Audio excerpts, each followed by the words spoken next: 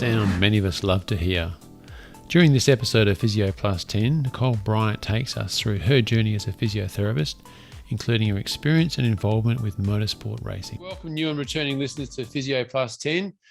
A conversation today is with a special guest, Nicole Bryant.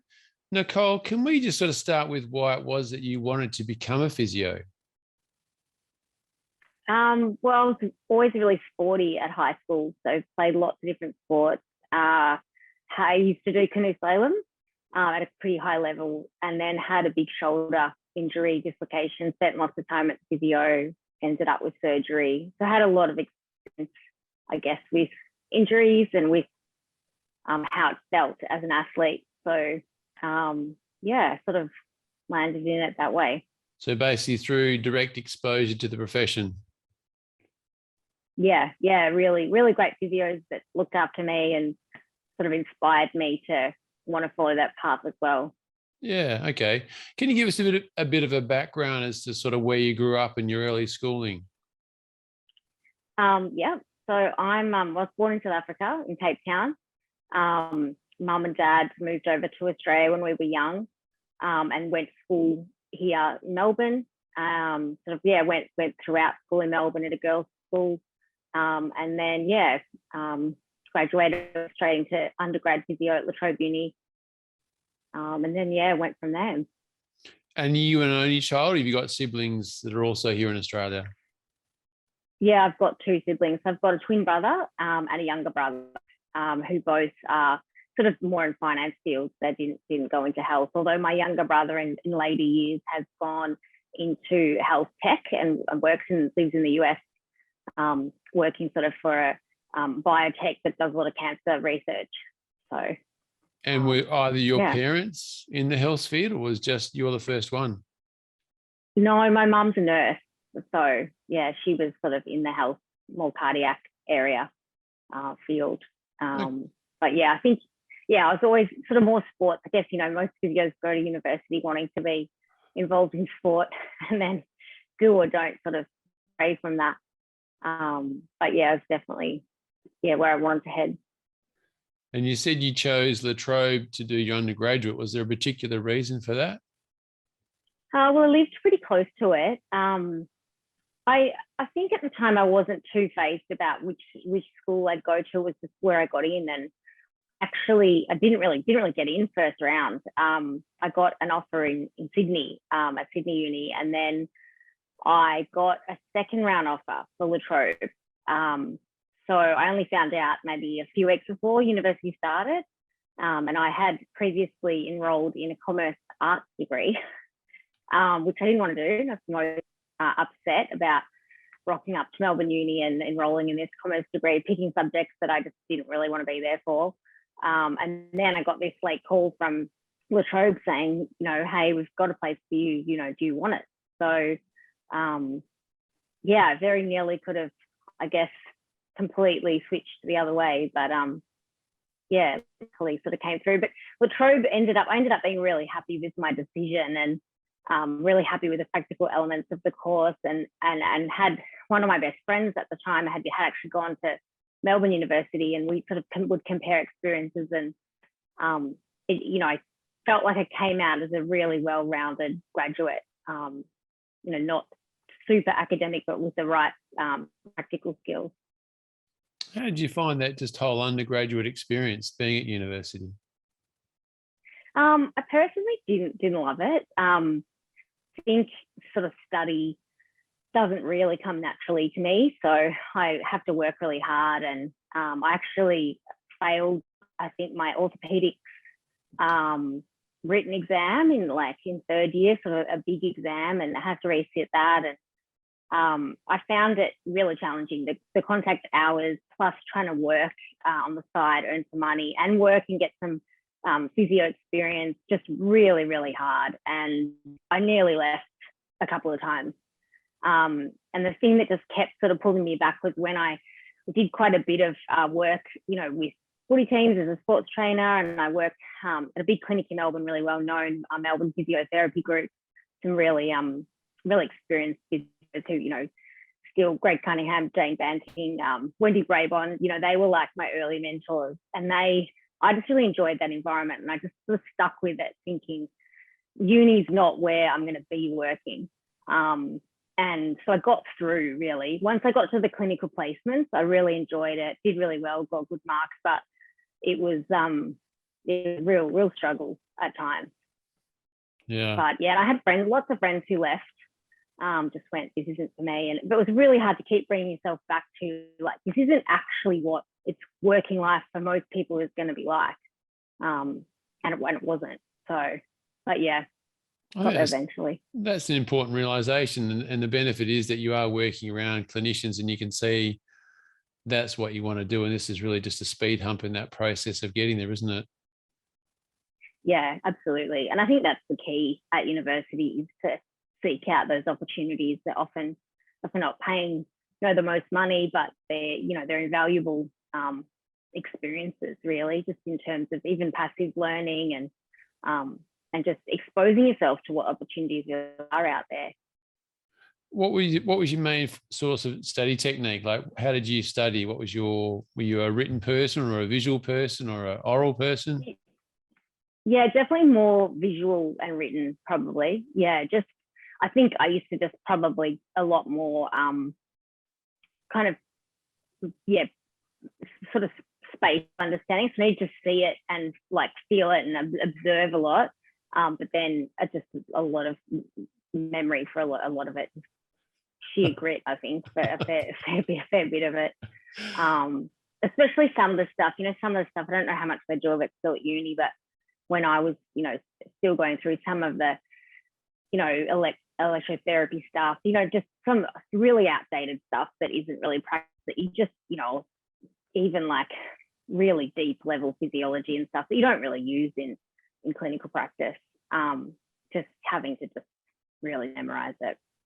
It'd be really good if they could sort of, for every sentence they said, we want you to remember this, they finished it up with saying, well, this is the relevance or this is the context that's going to make it useful. Even just down to cellular healing, like they sort of said, look, you need to understand the cellular process, because if you have an ankle injury, the ligament's going to feel good after 4 to 6 weeks, but the structure's not going to be there for 12 months. It's going to take that to get 80%. So they put it in a context clinically, and you go, all right, I can absorb that, because that's information I want to give to my patient, because it's going to dictate the types of treatments and how we're going to progress them. And you never forget it, would you? Yeah. No, 100%. There was definitely I went through a long time ago now, so there's definitely a real divide with the heavy science subjects, and then separate physio subjects. And there wasn't a lot of blending and understanding. And that's why it felt like it took so long. It took the first 2 years really of not really feeling like you were doing physio. You really only felt like you were starting to understand what physio was about in third year. So, it's a pretty long grind, really. Yeah. So it was tough, but were there any highlights for you, particularly in your physio undergraduate?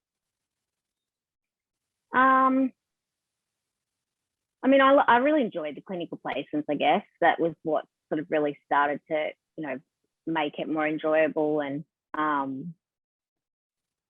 made some good friends that I still see.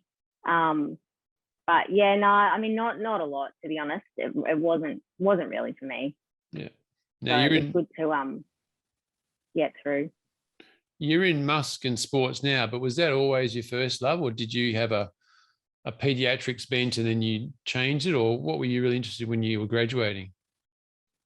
I was always really interested in the sports and Musk stuff, but I found for some reason the cardiorespiratory stuff really came naturally, and I just got really good marks and it was easy. So that was interesting, and that was helpful, because then my grad job was at the Alfred here in Melbourne, which is sort of big multidisciplinary hospital that's a very specialist care, has a lot of respiratory ICU stuff. So it was good being launched into that environment, feeling very comfortable in that space. But I guess I knew long term it wasn't where I felt my passion was, which was interesting, because it was the stuff that I found harder that I really wanted to do more of. And what do you remember when you first graduated? Like, was it the status of becoming a physio, completing the course, your first paycheck? What was it that sort of made it for you when you became a physio? I I don't know. I think it probably took me a while to settle into it. I think also, especially the first year at the Alfred was pretty terrifying, really, being left alone with really sick patients. And so I think that's sort of, and just also being around the Alfred is full of top heavy, incredibly experienced specialist visitors, really, and medical fields. So you are just a deer in the headlights really a lot of the time. But I found that really fascinating and inspiring as to where you could go with your knowledge and with your experience. But I certainly, I don't know, didn't really feel like I belonged there for quite a while. It took me, I mean, I ended up being there for over 4 years, so eventually became pretty comfortable, but yeah, you're just super junior for a really long time, which is not bad for you either, I don't think. So. Now, how did your career develop in those first few years? Like you talked about the Alfred. Were you on a general rotation there for a couple of years? Yeah. So we did at the time like 4 months in each area. So we were on a rotation for the first, all the grads were on a rotation for the first year, and then you continued on a rotation for the next sort of couple of years. And then the last bit, I somehow managed to stay in orthopedics and trauma for like a longer amount of time, which was sort of where I wanted to be. And then at that time, I started to actually, because I was sort of developed an interest in kind of maybe dabbling in private practice. So I'd sort of gone off and done some clinical Pilates training, and I was working at a private practice down the road just a couple of evenings a week, and a Saturday just starting to sort of treat some private clients and learn a bit. So I started to kind of enjoy that a bit as well. But then I moved interstate to Brisbane and took a job at Royal Brisbane Hospital in the trauma unit. And then sort of was there for about 6 months. I just decided it was very different to the Alfred. The structure of the healthcare system was quite different up there. And it just, I didn't really feel like it suited me. And it was probably time to move into private practice. So that's when I took a job at a sports private practice and started felt like I started again, really, learning from scratch what to do. But yeah, but I did. So that was, just the starting point of figuring out what's next to come. And that was a private practice in Brisbane, or you came back to Melbourne? No, I private practice in Brisbane. Yeah, the sports private practice in Brisbane, which was great. I spent some time with some really experienced now specialist physios who mentored me a lot, and got to try lots of different sports. Softball, gymnastics, sports I hadn't been exposed to personally. So that was quite interesting, doing that kind of sports coverage, a bit of adolescent stuff. Obviously rugby up there was completely new to me, being a Melburnian. So that was good.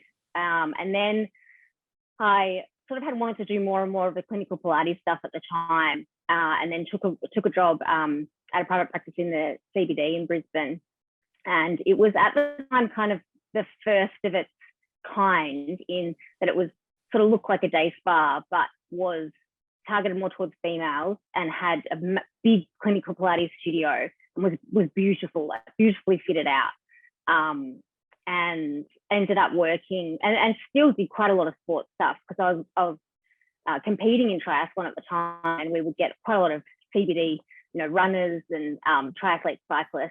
So still had enough sports stuff to sort of satisfy me, but was a really, really interesting sort of team environment, all females actually, in the clinic, all the staff. And it was sort of really helped me sort of develop and feel really comfortable. And then after a few years, I ended up actually being like the practice principal, running, being the manager of the clinic, which was, good sort of progression, I guess.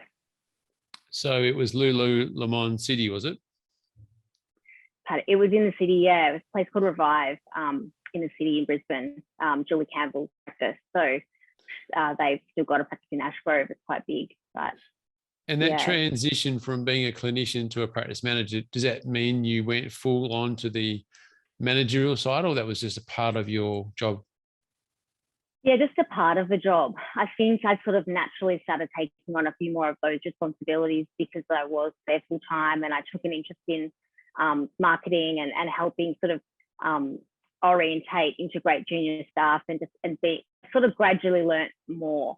And I'd also at the time started a postgrad certificate in business enterprise. I sort of wasn't really sure if I wanted to stay in physio or physio solely long term, and just felt like I wanted another qualification as a maybe just in case, or maybe if I wanted to dabble in something else. And this had a really well-rounded sort of business program, which meant enough finance and accounting to get some basic knowledge kind of under my belt, and just see what I didn't really know what I wanted to do. But it turned out to be like a really valuable addition. So I then moved back to Melbourne and found out my skills were really in demand, having run a clinic and having this business experience. So worked at another couple of private practices,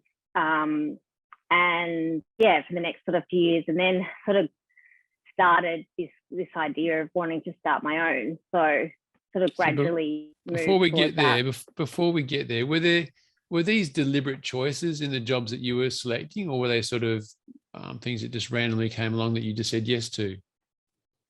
No, they were definitely deliberate choices. I think by that stage in my career, I actually had sort of stopped. After I left the hospital work, the first private practice job I took, I stopped. I didn't apply through job ads. Like I just looked at the clinics and researched where I wanted to work, who the best clinicians were to work with, and I just approached them at all of the jobs that I had after that, and found that I never had a problem. Like, sort of was going to be, had the right skill set to be in demand, and they were happy to either have or create a job. So yeah, they were very deliberate. And what was guiding your decisions? Definitely usually a decent size practice where there were, what I loved about my first job really at the Alfred was just all the people around. I loved the social aspect of it, and I loved that there were lots of people to learn from. And so I didn't want to be at too small a clinic. So that was part of it, but also just, I guess, enough experience. I always wanted to work with people who had more experience, knew more than me, which meant I was going to continue to sort of be stimulated without really thinking about it too much. And a nice mix of patients. I think once I first started to work in private practice, especially the first private practice I worked at, maybe it was sort of a lot of work cover, TAC kinds of clients. And I kind of had moved more towards private clients where you built more of a long lasting kind of relationship with their whole families. And certainly through, the business that I have now, but even the private practices I worked beforehand, you look after the whole family and you watch the kids grow up. You'd see them from 8 years old and you'd see them at 20, and you knew everyone and everything about them. And I really enjoyed that. I really enjoy that clients can call and they know that I know them, and they like, I just want your advice, or what do you think? And for me, those relationships are really satisfying. You don't look old enough to be treating the kids of parents that you were treating before. Yeah. Well, I graduated in 2003, so so definitely have got to that point. Well, I don't know how, but yeah, clients when they're like, yeah, bring in someone. It's interesting. But yeah, like clusters of the community, it's really enjoyable. Yeah, I think that's one of the things we enjoy. I mean, I guess we've got a localized community, but yeah, to be treating the kids that now are the parents of their own kids coming in, it's pretty cool, because you sort of have seen that progression of the family going through their lifestyle as well. So we've moved up to the point now where you've created your own practice. Is it your ideal practice? Like, you've had a lot of experience by moving around different practices. Did you have a pretty strong idea about what you wanted and how you're going to go about it? Not really, not when I started. So I started with a kind of this, I guess, having managed and run practices, I kind of had sort of thought, I don't know if I want that. Like, I don't know if I want that stress on that burden. And I don't know. I'd always said it wasn't really for me. And then I think I gradually started to get a little bit more frustrated with wanting to really create and mold and be in control of decisions that I ultimately couldn't control. So, but I also had a group of patients at the time who were, coming to see me for musculoskeletal treatment, but they really just did no exercise. And they were sort of middle-aged, usually middle-aged women, and they were very reluctant to go see anyone else for exercise rehab or fitness rather, because they just didn't feel comfortable. So I sort of said to a group of them, well, I'll start running some classes externally. Will you come? And they did. And so I'd sort of rented a space at like a church hall, and just started, bought some equipment, started running these classes, which was good. But it just, and I actually saw a consulting room for rent, a few suburbs away.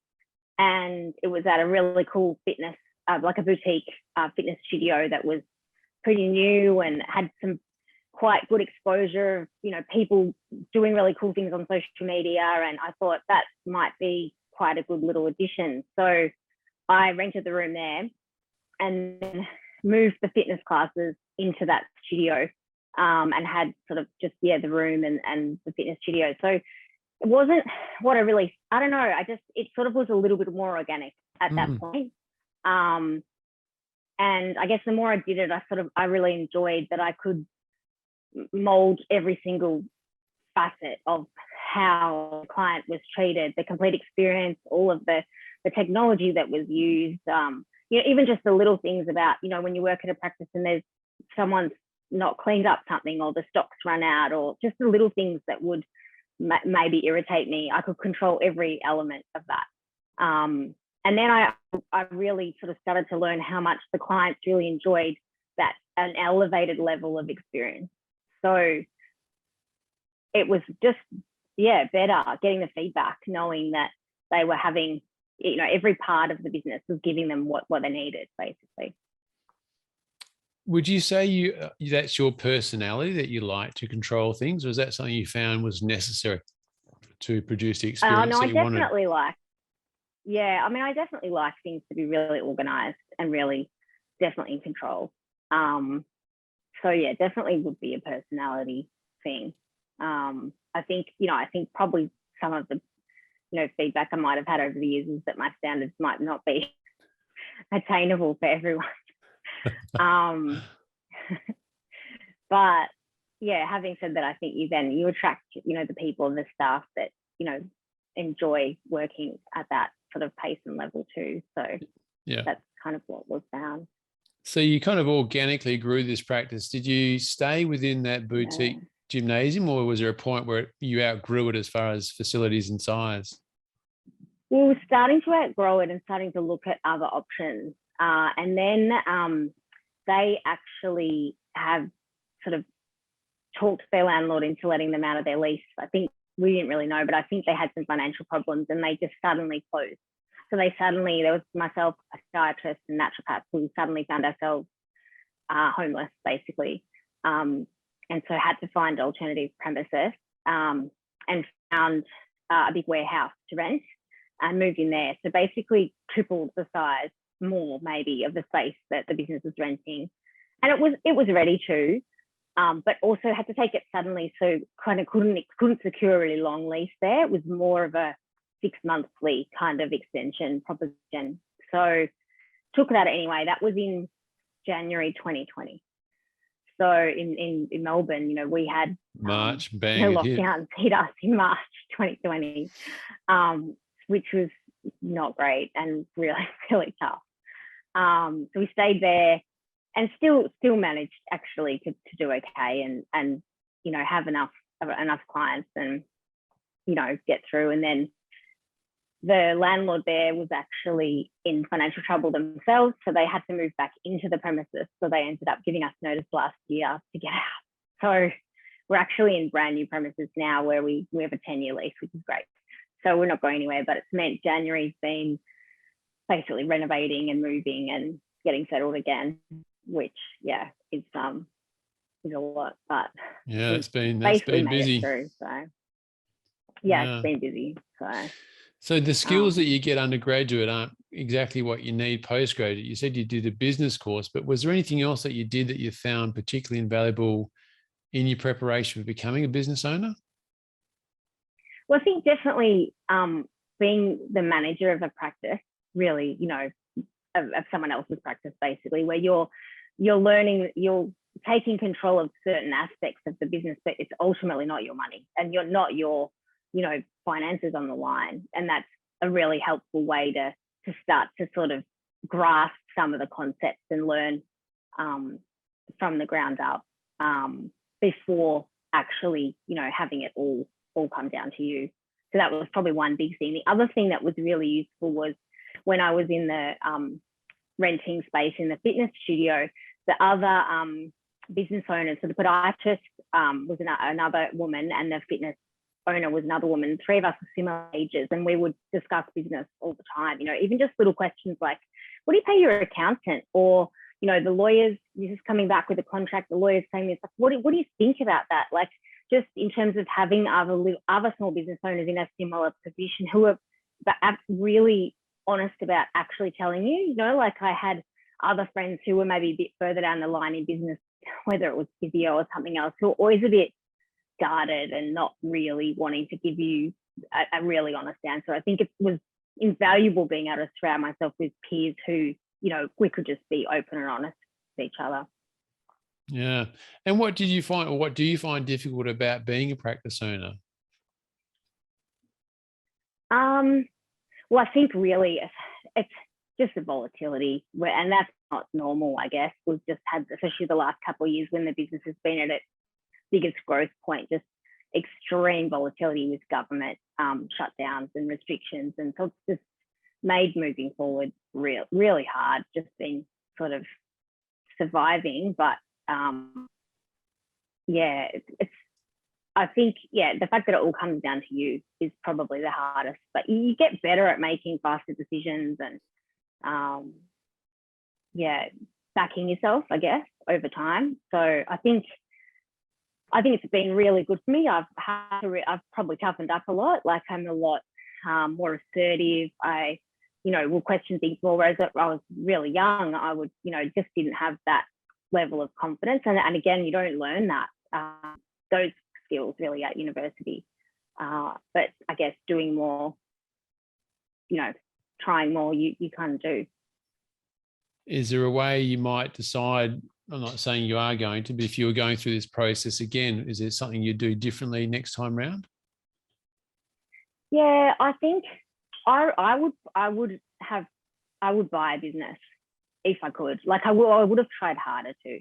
Yes, I sort of fell into, I'm going to dabble in this and then I'm going to kind of grow it, but it meant kind of just gradually kind of bootstrapping it and not having a really strong vision of where it was going until maybe the last couple of years. I think it would, especially, I think I would much rather have tried harder to find a business to buy. So you're talking about an existing business that you think maybe is a bit run down, that you could add elements to it and build it up? Yeah, or even, the practice, the owner, is retiring or, or they've maybe had enough or, just, getting a going concern where you've got client base, you've got a cash flow to start with, you've got some bare bones that you can then mold and improve, the systems and processes as you go. And it's hard to compare, right? Because I obviously didn't do that. So I see it as maybe a better option, but I might speak to other practice owners who might say, look, let me tell you, this is not a better option.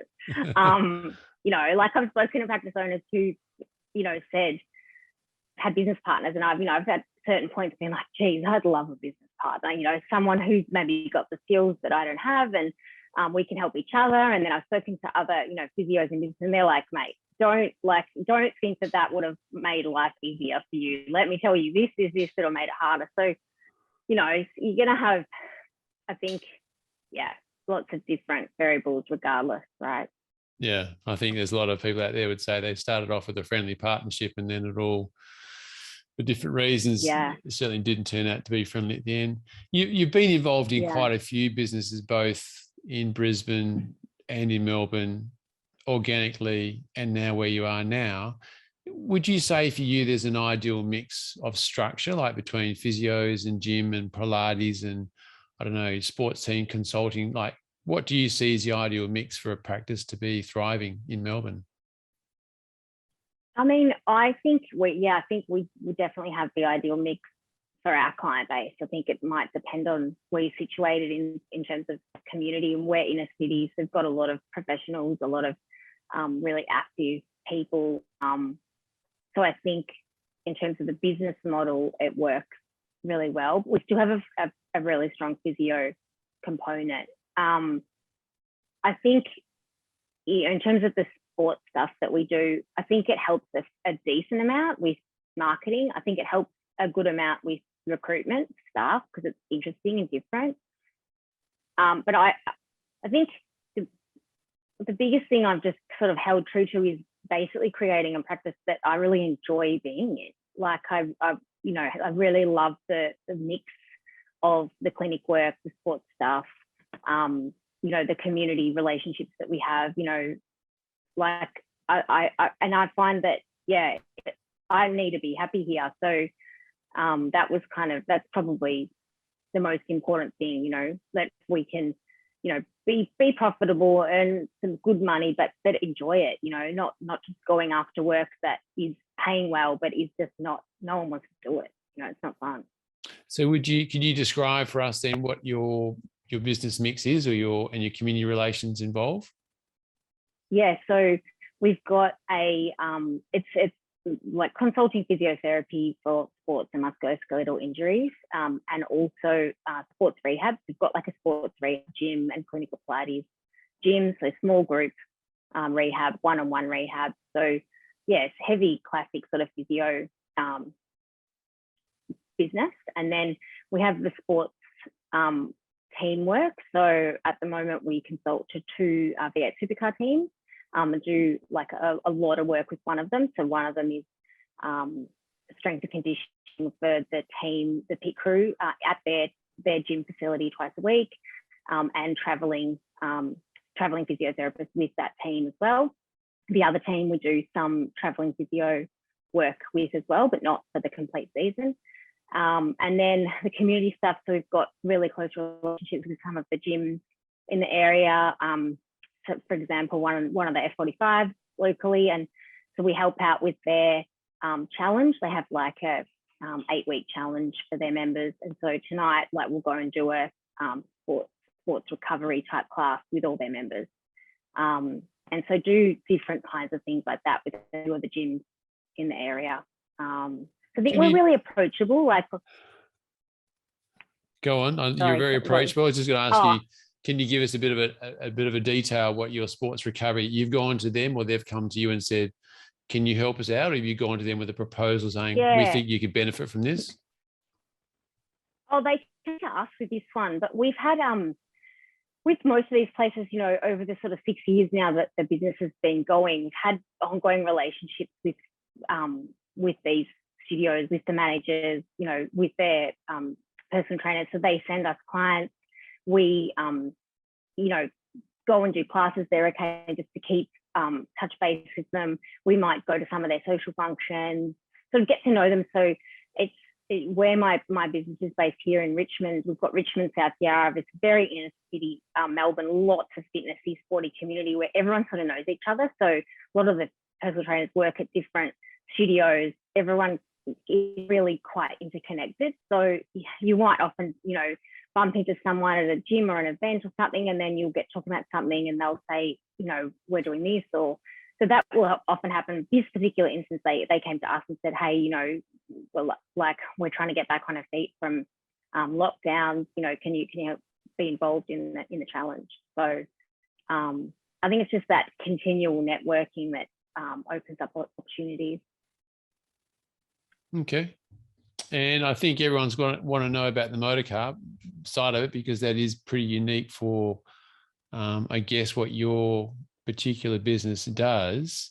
You manage drivers and the pit crew, I'm guessing, and you sort of mentioned two things. One was traveling, so I guess that's hands-on, a bit of ergonomic sort of stuff, but you also do conditioning. Are they two separate aspects to your proposal for them? Yeah, basically. So when I actually put the proposal forward to this particular team, it was a combined physiotherapist and strength and conditioning coach proposition, which I have a qualification for. So, and they were quite keen to combine that. In the past, they'd either had, a physio that might go to some events, some race weekends, and then they had like a fitness trainer that might have done some gym work with them, but typically the season never got sort of seen out. Like it, might be a 5 6 week fitness training, and then it just petered out. There wasn't enough sort of consistency. So the plan and the proposal was really to take control of all of it and have a consistency moving forward, which is what we sort of successfully did basically. So it meant that so this team I go to, so I do their fitness. We do like fitness assessment at the start of the season with all of the pit crew, so all the mechanics that work on the cars. And then we do training sessions twice a week in the gym. And then I travel to events with them and look after the drivers and the crew. So yeah, physio staff, ergonomic staff in the cars, but also some like recovery stuff. So obviously whether it's ice bath stuff or warm-up stuff even. So in some race weekends when we're away, I'll take the crew on a Saturday morning. We might, do a yoga class before, heading to the racetrack, I'll kind of usually try and design it all a little bit in advance, but with a bit of flexibility. And then, we have a chef that travels with us. So I go between the chef and the team and organize, the food that we might want to sort of skew towards, or when we think we're going to need snacks and what they might be.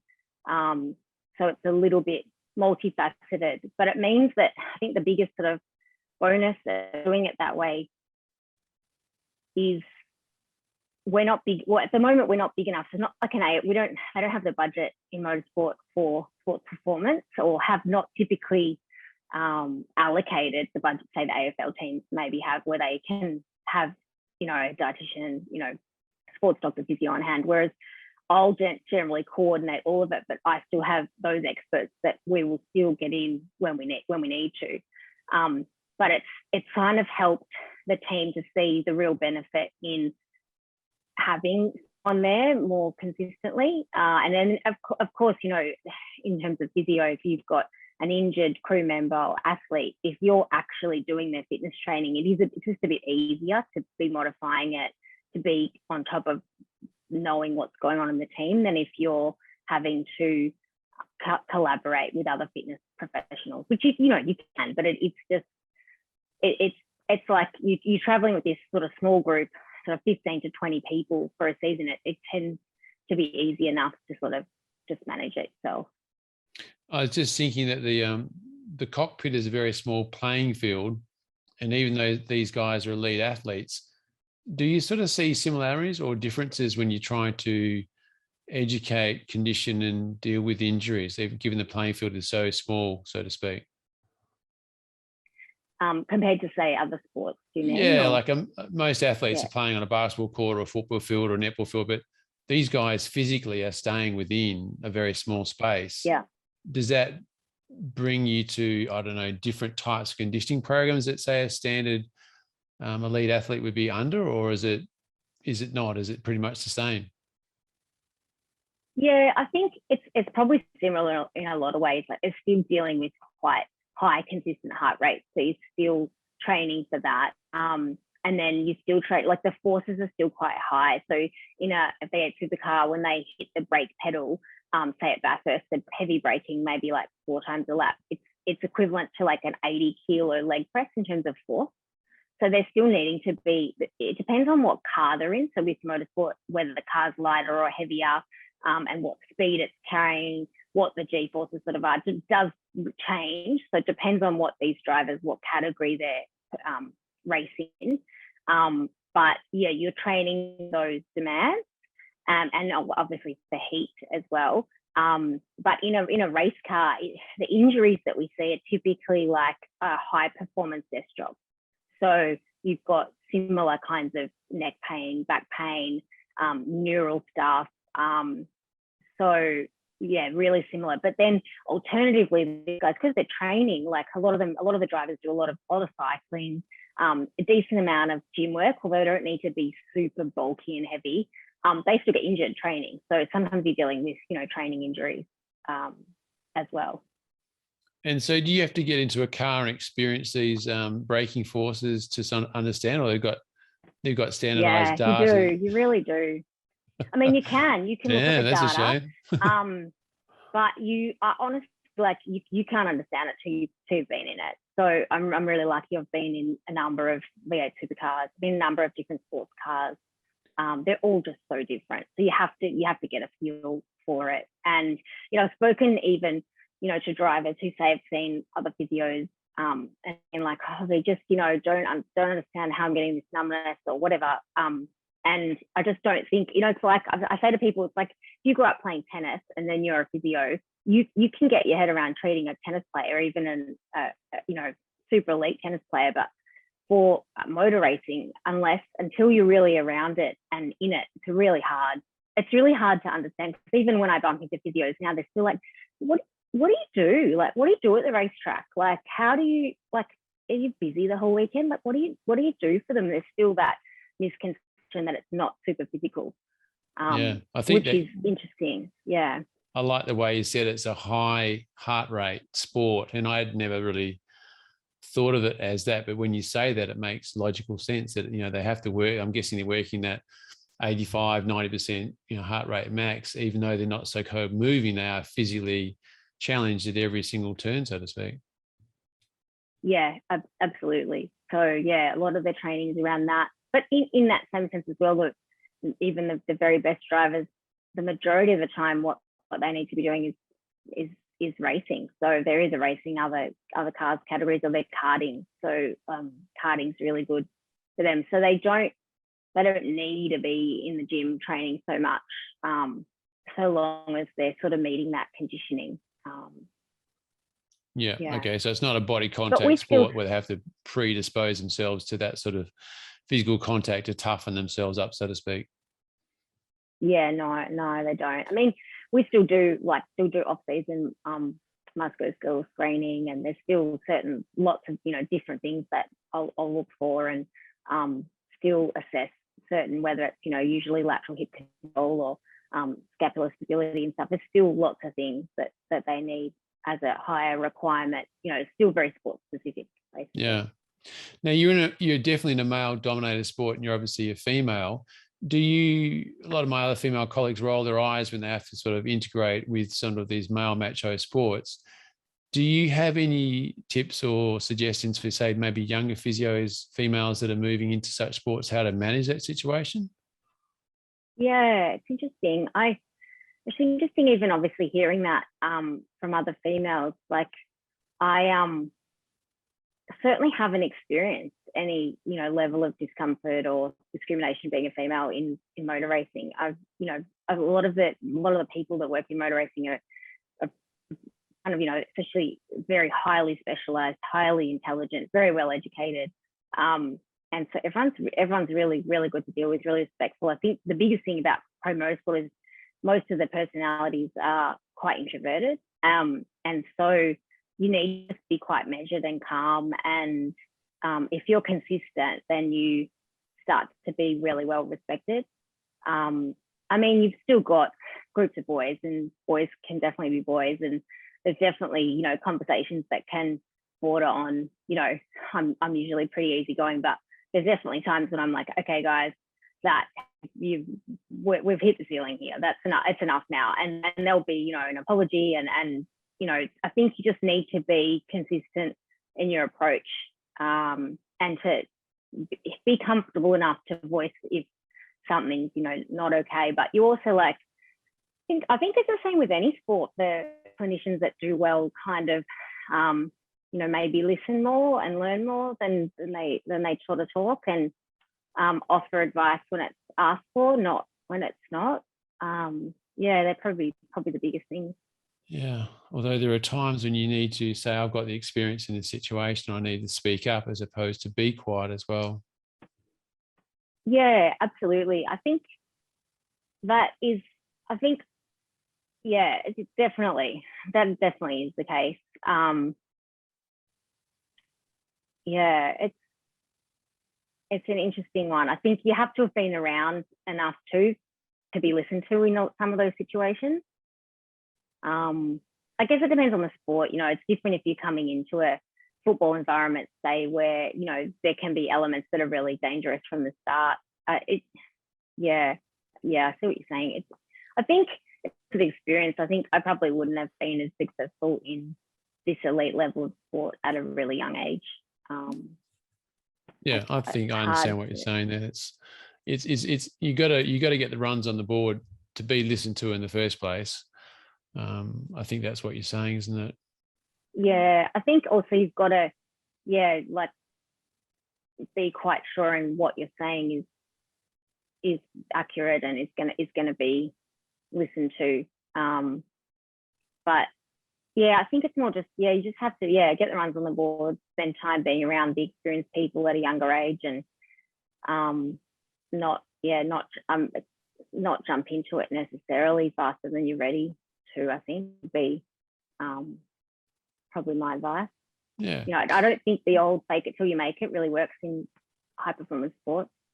But yeah, I mean, it's been a long time since I was around, I guess, other blokey sports, maybe like football. So motorsport's different. So it's interesting. It's interesting you say they're introverted. Hadn't thought of that as being the sort of typical personality of a racing driver.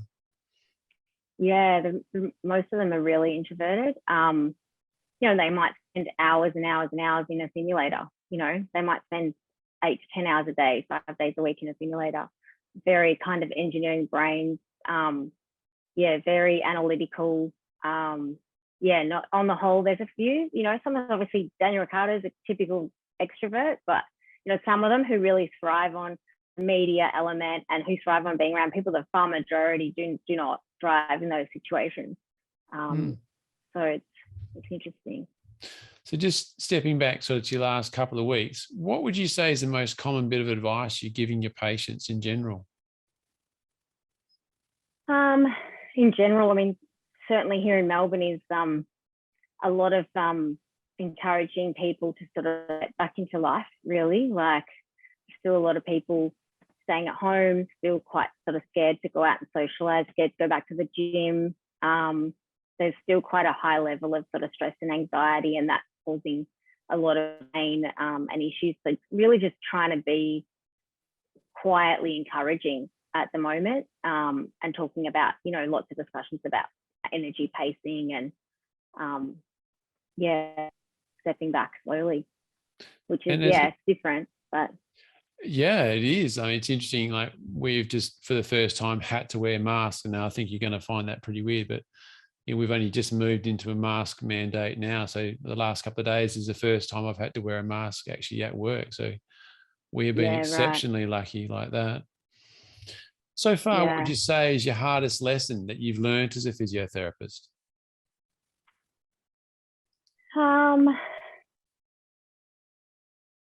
I think, I found it, I think I probably, what was my, I remember finding my hardest sort of years probably were actually being female when I was sort of hit the 28-year-old mark, and I was really wanting to sort of push my career, and I got a lot of questions about, whether I was having a baby or, what my long-term plans were, or, one business owner who asked me, how many business cards I wanted when I sort of started work there. And I said, well, how many did you just get?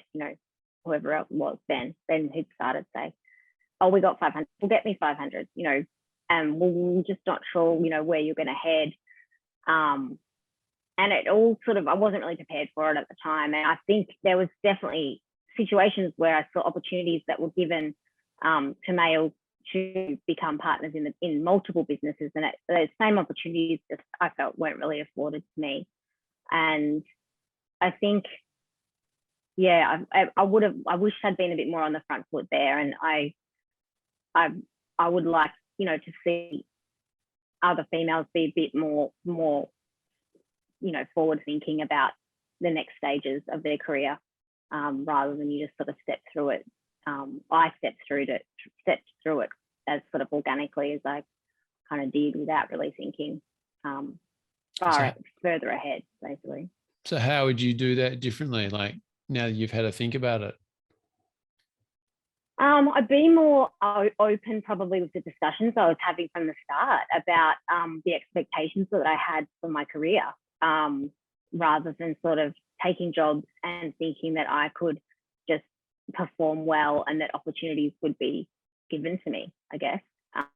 I would be sort of trying to forward plan the next, say 5 years or 10 years. And I'd never sort of had a mentor really talk to me like that, which I think would have been really useful. And have you been able to do that or provide that sort of mentoring to other people so far? Yeah, I think so. I mean, I'm definitely at a stage where I want to do more of it. I'm definitely in a more stable platform now to impart sort of hopefully a bit more of that advice. But yeah, it's definitely something that has come up, with some juniors in the last couple of years, which is great. Yeah. Was there a period of time in your physio career so far where you thought you may not want to continue as a physio? And if there was, what brought you back towards it? Yeah, I mean, I definitely think I started to sort of feel maybe a bit uninspired in private practice at certain points. And I definitely think getting involved in motor racing was probably the key thing at the time. I think if I hadn't have found at that point of private practice, I probably would have gone on and done something else. I think you need to have an element of something that is that you're really passionate about. And that sort of just, set me on a whole different journey that I wouldn't have otherwise got. And I think that's what I look back and think, I'm really lucky I sort of fell into motor racing. I had friends who were going to the racetrack watching their friends compete, and they took me along, and I enjoyed it and learned a little bit about it. And then one day just treated one of the supercars drivers. He had hurt himself and I was there, and basically that's how I got involved. And I think it's really hard to sort of get a foot in the door in elite sport, unless I know a lot of the senior physios more older than me. I know that they just tell me they were just in the right place at the right time. And so it's tough if you want to go do stuff like that, but it's quite hard to sort of break in at the right time, I guess. I think that you just hit the nail on the head. Everyone that I've spoken to on this podcast, and certainly a lot of peers, it's been sitting on the bench, so-called, warming it and just being available. And it might not work the first week or the first month or the first year, but sooner or later that opportunity opens up, and it's always the person that's there that gets that first leg in the door. It's not the person who puts the CV in, or not the person who turns up at the job interview. It's a person they know and trust, and they know has put, the runs on the board, that often just gets the nod. And that may not be the most experienced or the most appropriate, but I think being there is a big part of it for sure. Yeah, 100%. I think, and I don't know whether it's fair, like not necessarily the person with the best skills or the most experience, but I think the other thing I think would be the best advice I could give, would give my younger self I'd started doing some work in motorsport, really, probably a little bit voluntary, really. I got paid sometimes, I didn't the others, and it wasn't really about the money, but because I was there and learning is how I got to be where I'm now. Whereas even when I was a lot younger, I remember, at the time, a lot of physios were like, we must get paid what we're worth, and we shouldn't be taking jobs we're not getting paid. And that I kind of wore that in my 20s, and it doesn't always help you to prove and put those runs on the board. And I wish I'd done more of that, gone after what I really wanted to do and what was enjoyable in terms of sport, and not worried about, whether it was paid or not. Yeah, that's great advice. That really is. What sort of 3 things in your professional life so far stand out for you, Nicole? Probably the biggest thing was for the supercars team that I worked for, called Walkinshaw Andretti United. We won the Bathurst 1000 last year. I've worked with this team for the last couple of years, and we went through lockdowns. The team went on the road. Last year we did 5 race weekends in 6 weeks. The team stayed away. I came and went it has been so grueling, so many extra hours of work, so much went into winning that. And it was just so exciting and so satisfying, and just something that I'll never forget. And it was really this true sense of, we'd just been through 2 years of hell just about in Melbourne. And it just really felt like if you just keep going and you just grit your teeth harder and just keep working harder, you will actually get there. And we all just felt like this was our weekend and we really deserved it. So that's probably the biggest thing. And then I guess other things around racing, sort of getting the first big contract that I'd, in racing that I had, put proposals in for, and, won it out against other people who'd been involved in the sport longer than me. And it's really satisfying. And then I think probably like getting my job at Alfred, there was my grad job, and 3 of us got a position there, and there was, 200 applicants at the time. And that was, pretty exciting. So they're kind of probably the big, I don't know, it is those big things that I guess there's lots of little things, but they're the things that make me realize the achievements, basically. Yeah. If you could step back, you'd mentioned one thing already, but if you could step back to your younger self, what sort of 3 bits of advice would you be imparting to yourself from the experiences that you've had so far? Yeah, I think definitely doing more unpaid work and asking, putting yourself in positions. You just have to ask, like, I've even the people I've made connections with, health professionals in F1, for example, because I've asked, and they've, we've shared information. And when I was in my 20s, I probably wouldn't have, but now, you've got these great tools like LinkedIn where you can contact anyone in any sport in the world. And a lot of the time, these people actually will get back to you. And it's the same for me when people have contacted me, like, I might sometimes, if I'm super busy, I might take a week or 2 to get back to them. But like, if they've got questions, and I've had physios contact me from, Europe who work in motor racing, and, you do give back and answer that. And I think, that's probably the number one thing, would just be to, like, don't be shy, put yourself out there, do as much, do free work. Don't see it as work, just see it as an exciting opportunity, and probably like travel around. Like, the more places that you work in, the more you learn, different people. I think I had good stability, and I worked in a number of, for a really decent amount of time, but I did work in multiple ones, and I think you learn by being in different experiences. Yeah. And looking forward, like in our profession, where would you like to see physiotherapy going in the next 5 years? I'd really like to see us really solidify, the sort of bring it back to being the manual therapy experts again, and manual therapy diagnostic sort of experts, but also in that fitness, strength and conditioning space, like be the leaders of a lot of what's happening in some of those industries, because I think we have the best skills to kind of bring it together. And I think there's quite a bit of, like, I guess, different kind of professionals too. There's a little bit too much fake it till you make it going on, in my opinion, at the moment. And, you get clients coming in with this who just haven't had the right advice. And it's because the marketing, some splash marketing has sort of sold them. And I think it's been tough for us because of, like, the APRA laws to compete on that level with a lot of that marketing all the time. And I'd really like to see us sort of push forward with that more, if that makes sense.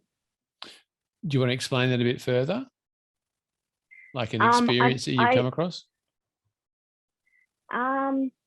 Just in particular, probably just lots of little experiences, where you might have had a client come in who, has allowed maybe their personal trainer to rehab and diagnose physical injury, and they just were never referred to a physio. And or you've got, you look at the marketing of that person maybe at their website, and they're saying they've got some sports therapy qualification that you don't really understand what it is, and they're branching into just different levels of therapy that maybe is, in my opinion, is better left to more experienced, more qualified therapists. And I think there's a lot of easy, catchy marketing on the internet where, you know, clients will end up in lots of different spaces. So you just, as a experienced clinician, you watch people kind of bounce around the system more than I feel like I used to see like 10 or 20 years ago. Yeah. So what do you see as a solution for that? How could that be improved? I'd like to see the APRA laws for advertising open up a bit more, so that, you know, private practice clinicians, you know, like myself, can freely market and advertise, not completely, but a bit more. You know, like our clinic has a lot of really cool content that we do, a lot of videos for marketing, whether it's related to the sports work that we do or related to injury work. And it's so tough. Like, you're constantly analyzing it, every single word, because you're like, oh, does this meet the guidelines? Or, you know, we have a really presence on Instagram. You know, we just started TikTok, and it's really hard. You're constantly like, I don't want to do the wrong thing, but I feel like this is just, yeah, it's really tricky. And it's hard then when you're competing against industries, fitness industries, and other therapy industries that have no rules, I guess. Yeah. So in a way, you sort of feel the most appropriate professional is the most hamstrung to provide the services that it probably really should be providing. Yeah, I mean, it's same for the medical profession too, I guess, really, because they're also bound by the same, you know, rules, and there'd be a lot of situations where, the patient's not necessarily ending up there either. Yeah. And I mean, at the end of the day, you're sort of saying you want to provide the right service for the patient, aren't you? That's the driving force here.